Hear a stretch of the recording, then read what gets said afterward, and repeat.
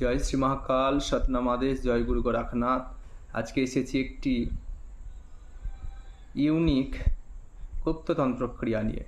সেটি হচ্ছে আপনাদের জন্ম ছকে বা গৃহে বাস্তুতে বা আপনাদের ওপরে যদি পিতৃদোষ থাকে, এই পিতৃদোষ থেকে মুক্তি পাওয়ার যে উপায় সেটি হচ্ছে প্রত্যেক দিন রাত্রে রান্নাঘরের সমস্ত কাজ সেরে নিয়ে রান্নাঘর পরিষ্কার পরিচ্ছন্ন করে সমস্ত বাসনপত্র ধুয়ে নিয়ে রান্নাঘরকে একদম পবিত্র করে রান্নাঘরে 1 ঘটি জল ঢেকে রাখুন এবং একটি ধূপকাঠি জ্বালিয়ে দিন।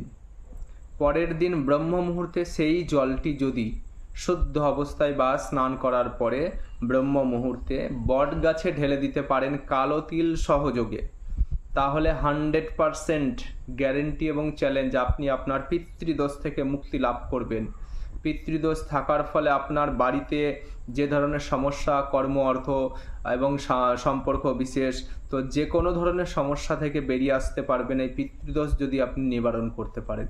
তাই এই ছোট্ট প্রয়োগটি আপনারা করুন, তাতে পিতৃদোষ থেকে মুক্তি লাভ করতে পারবেন। আপনাদের মঙ্গল হোক, ঈশ্বর আপনাদের সদাই সহায় থাকুক। জয় শ্রী মহাকাল, সতনাম আদেশ, জয় গুরু গোরখনাথ।